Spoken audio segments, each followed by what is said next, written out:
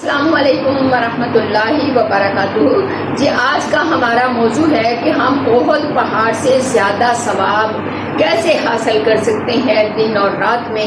رسول اکرم صلی اللہ علیہ وآلہ وسلم نے فرمایا، آپ کے میرے پیغمبر، آپ کے میرے محسن، آپ کے میرے سردار، آپ کے میرے سرتاج، دنیا اور آخرت کے ہمارے سرتاج ہمارے محمد مصطفیٰ صلی اللہ علیہ وآلہ وسلم نے فرمایا کہ تم میں سے ہر ایک یہ ثواب حاصل کر سکتا ہے۔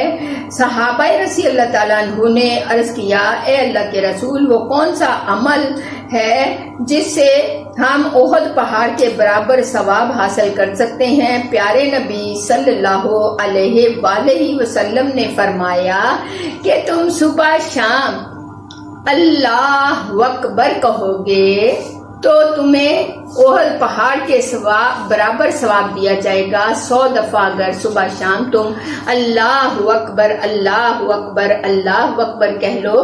آپ اپنے بچوں کی تربیت کرتے ہوئے ان ننھے منھے بچوں کو بنائیے، ان کے نامہ اعمال میں سرمایہ جمع کرنے کا ماں باپ ہی ذریعہ بنتے ہیں۔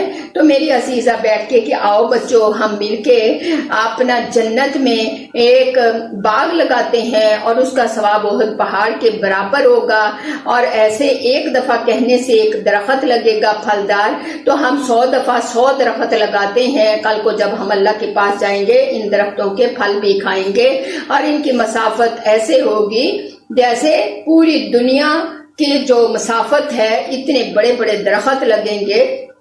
تو میری عزیزہ نمبر 2 پہ سبحان اللہ جو کہے گا ایک بار ایک درخت جنت میں لگے گا، اور 100 بار پڑھنے سے احد پہاڑ کے برابر ثواب ہو جائے گا۔ اور جو الحمدللہ کہے گا سونے سے پہلے، اس کا جنت میں ایک درخت لگے گا، کوئی آڑو کا درخت، کوئی آم کا درخت، کوئی ایپل کا درخت، کوئی انگور کا درخت۔ اس طرح اپنے بچوں کو ایسے تیار کیجئے، اس میں آپ کے لیے بھی باغ بنیں گے اور بچوں کے لیے بھی باغ بنیں گے۔ اور جو لا الہ الا اللہ 100 بار کہے گا، ایک بار کہنے سے جنت میں ایک درخت لگے گا، اور اس کا جب 100 دفعہ وہ رات کو اپنا احد پہاڑ کے برابر ثواب حاصل کر کے سوئے گا تو کتنے بارے نیارے ہوں گے۔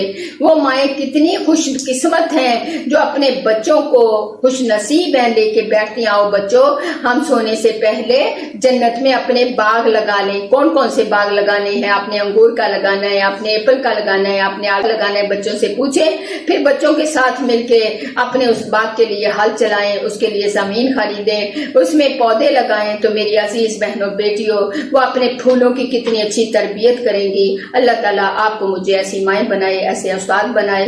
اللہ تعالیٰ آپ کو ہمیں ہمت دے کہ ہم ہر لمحہ اپنے رب کو یاد رکھیں۔ تو میری عزیزہ، ہم جن جن لمحوں میں اپنے رب کو زندگی میں بھول گئے، یہ بڑے گناہ، بڑے جرم عظیم ہیں۔ اللہ ہمیں یہ جرم عظیم کو معاف کر دے اور ایک ایک لمحہ اپنی یاد والا کر دے۔